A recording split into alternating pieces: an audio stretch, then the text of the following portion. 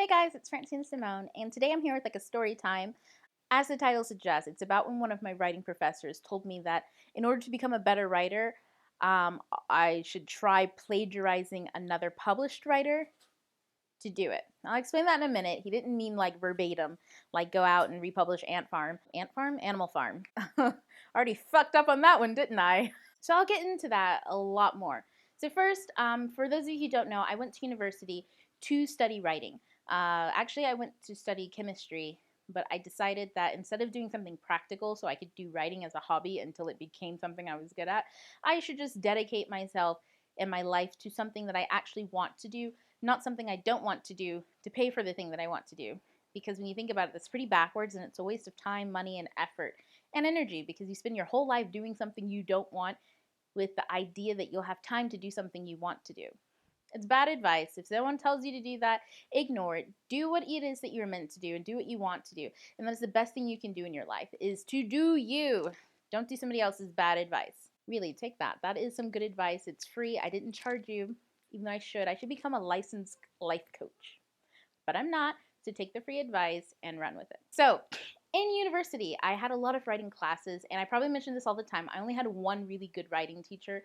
Actually, he was a great writing teacher. He was a great mentor, and the rest of them were, well, I'm gonna kind of compare it to books. You know when there's a great book that you read and it's fucking amazing, and then you read other books that aren't great. What are they?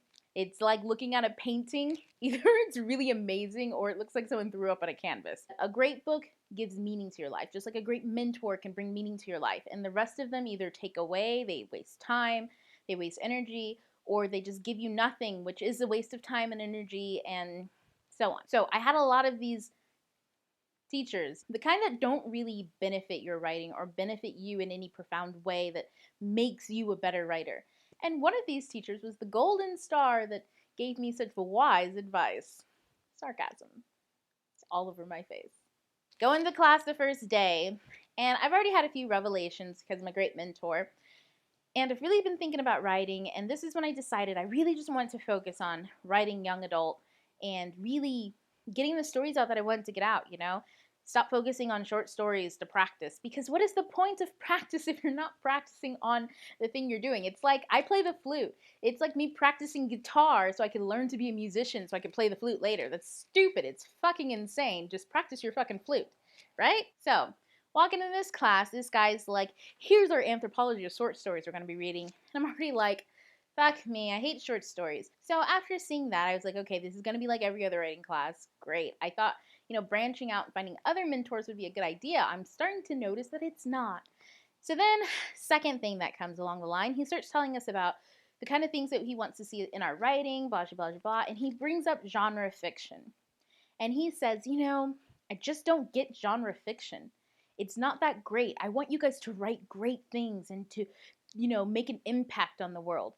And my first thing was, well, never heard of some of these authors who have been writing great things that ended up in this list. But, people who make impacts don't necessarily always write great adult literature. Look at Stephanie Myers. One, I wouldn't consider her stuff great literature, but she's made an impact on the world. A slightly concerning impact, but nonetheless, Stephen King writes a whole bunch of crazy shit, and he really is a genre writer. Harry Potter, well, you want to talk about a household name across the world? J.K. Rowling, she made a ginormous impact. In fact, if we were to go into space, look back at Earth, I'm pretty sure we're going to see the handprint from where J.K. Rowling went, bitch, look at this shit. Like, she dropped a bomb on us. Harry Potter is fucking phenomenal. Impactful. It changed an entire generation's worth of reading and how we look at reading and how we look at children's literature and young adult literature. Changed an entire publishing industry. I'm gonna have to say, I don't see how insert random short fiction writer's name did the same thing. Now, that's not to say that we are all unspecial because J.K. Rowling is amazing. No, we are all special and we all do great things, but to say that one thing is great and to be pretentious about that, well, I'm gonna have to slap you with the truth and be an asshole about it and tell you that you're not that special. You're published, you publish the same kind of stuff, but bro, I ain't never heard of your name before, ever, and I don't even know what you've published. You ain't in this anthology either. just that right there really threw up a huge red flag because I was like, you know, how pretentious is that? Like, I personally think that all books have the potential to be great. All books have the potential to be amazing and profound. It's just how it's delivered. So, this dude almost verbatim was like, I don't understand why, if you got to write a fantasy book set in La La Land, I mean, why not just write it in, like, say, Washington, D.C.? I mean, it don't need to be in, like, your magical place in Wonderland Forest. And I was like, bruh, are you serious right now? And he was all like, I'm just saying, if it's gonna be a great story, it can be a great story in Washington, D.C., not in your La La Land. And why does it have to be with young children? I mean, why can't you just write about adults? And I was like, you gotta be fucking kidding me right now. So I just want to pause right here and say this is red flag number like 6 of why I probably should have dropped the class. But I was like, no, you need to branch out. Don't let your preconceived notions, don't be a judgmental bitch. Just take the class and see it through. So I was like, okay, okay, okay. So I kept sitting in my seat instead of getting up like I should have and just walking out, because how am I going to take writing advice from somebody who thinks that the entire genre of fantasy is pointless? So after I actually engaged him in discussion, because I am not the type of person to just sit there, especially back then. I'm a lot better of a person now. But back then, I was very much like, we're going to have a discussion and I'm going to win. Let me tell you why. So I totally like pinned him in a corner about how stupid that was and that we should always write the story we want to tell, not the story we think other people want to read. So I had that discussion with him in the middle of class because I wanted everybody else in the class to know too that this man was nuts. And you know, we moved on. He decided to agree to disagree, and I was like, okay, you lose. It's okay. Let's move on. Now, fast forward a few weeks. So I sit down one day in class, and my man up on the board, he's standing there talking about something. I usually was ignoring him. And he sits down, and he's like, you know what, guys? Let's discuss the story that we read today. And I think it was a story by Carver. Can't remember his first name, but I think it was about a blind man, a woman, and her husband. And the husband didn't like the blind guy, but then the blind guy touched him, and then the husband saw things. Anyways, we get to the end of the story, and then my main man up front, he's sitting down at this point, and he always wore these flip-flops. And there's something that bothers me about people showing their toes, especially when they're supposed to be like teaching. It's like, put socks and shoes on. Act like you have a job, man. But anyway, so we sit down and he's like, you know what's great about this story? I mean, just look at the way it's structured. I mean, you've got this past here mixed in with the present and this and that, and then the way that he weaves these kind of ideas in, and then you get to the end and it's amazing.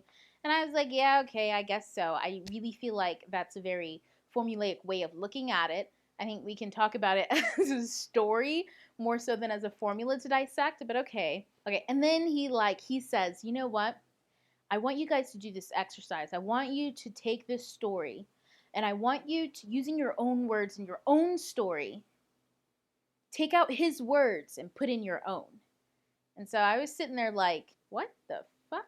And he goes, now I want you to listen very clearly.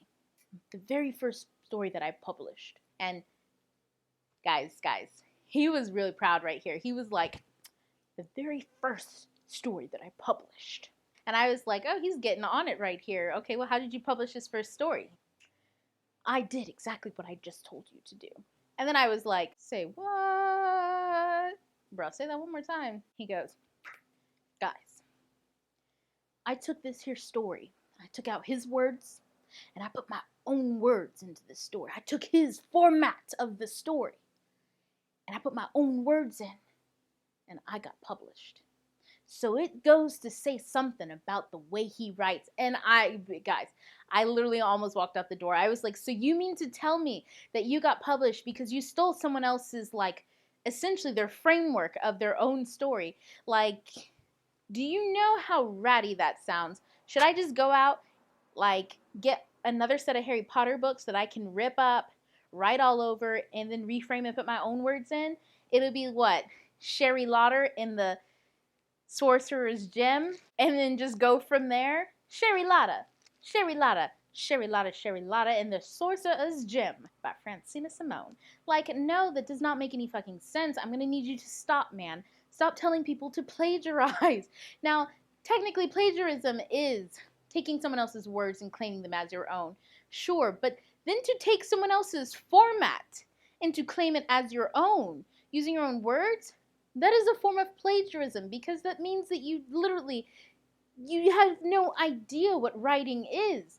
You're trying to recreate something.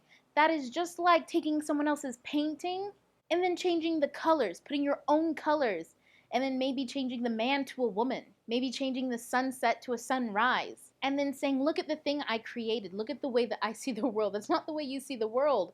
That's the way Ronald Dahl saw the world. He's not a painter. Maybe he was. I don't know. He's an illustrator, and his name's not Ronald, it's Rawl. However, my point is that you cannot take someone else's format and someone else's structure and then claim that this came from you. It did not come from you. It came from you trying to figure out how to write by making it into a formula in which you can output things. And guys, that's not writing.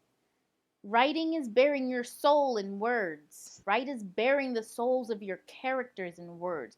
Writing is taking a story that belongs to the voices inside of you. That sounds crazy. Writing is taking the stories of the people that live in you, who have something to say, who need you to tell their story, because if you don't, no one else will. That is writing. And all you have to do is figure out how to do it in the most 100% authentic way possible. That's it.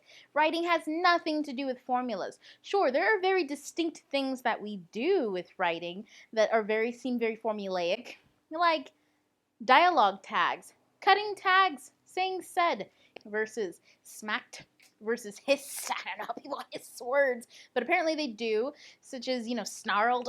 She snarled the words. I don't fucking know how these things work. You can argue that that is a kind of formula. You can argue that a formula means you need a character, a plot, some dialogue, action, and then an ending. You can argue these things. Sure, those are very basic things that story needs, but that's only because those are the things that exist in our life. It's like saying, in painting, you need paint. Well, fuck yeah, how else am I gonna fucking put paint on a canvas without fucking paint? So when there are a few things wrong with what this man was saying, what he was teaching, what he was preaching, is one, the idea that being published is so holy that you need to steal someone else's framework and the way that someone else uses their voice to speak to the world to get published is a fucking problem. Being published is not that amazing. Look at the shit that gets published today. It's not that amazing to say you're published, okay? Let's be honest, people who publish are other people. There is no God of publishing. Remember, just because someone rejected something doesn't mean that they were holy or had any say in what is good writing or not. Need I remind you that Twilight got published? No offense, Stephanie Meyer. I liked Twilight once back in the day when I was still young and thought that being stalked could be kind of sexy, until I realized that it was just fucking weird. Being watched while I sleep was not my ideal of a fun time in real life. Just wanted to let you guys know that. I did wake up from that dream. Stuff gets published all the time that is not great stuff. Just look at BookTube. If you've ever read a hype book and thought, this ain't all it's cracked up to be, that got published. It doesn't mean that being published is the holy grail of being an author. It doesn't. And two, if you as an author have to be validated by being published, it means you need to change the reason why you write. You need to go back to the drawing board and look and see, why is it that you write in the first place? Are you writing to be somebody other people know? Are you writing because you want to read good stories? Are you writing because you have voices that are telling you, I need you to tell my story. Please tell my story. Do me justice. Make me live. Give me life. Make me immortal. Immortal. Frankenstein and his monster. I'd be all up on that monster. He is such a great classical villain. Yet they do not exist, but they are immortal. That is, to me, is what writing and being a writer is about, is making people immortal, the people who don't exist, giving their story life and voice. So if your whole thing about being a writer is to get published, let me tell you one and two. You do get published, you're going to be sorely lost for the rest of your life, because you will realize that it means nothing, because it's meaningless. It's a meaningless goal. The goal should always be something that lives on. But anyways, back to the main point, guys. I was so disgusted by what he said. I mean, I never in my entire life would have thought that I would have walked into a writing class and been told to plagiarize. I mean, I know some of you are probably thinking, that's not plagiarism, Francina.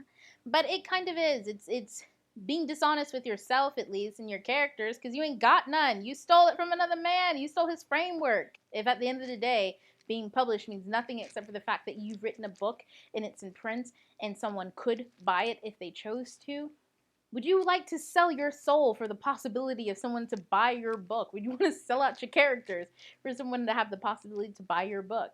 Or do you want to write the story that's meant to be read, the one that's meant to be shared? That's the difference between greatness and mediocrity. So like I said at the beginning of this video, do you. Don't be doing nobody else. Because you know what? Everybody else can do everybody else better than you can do them. So do you, because nobody can do you better. And you have to keep that same mentality with your work.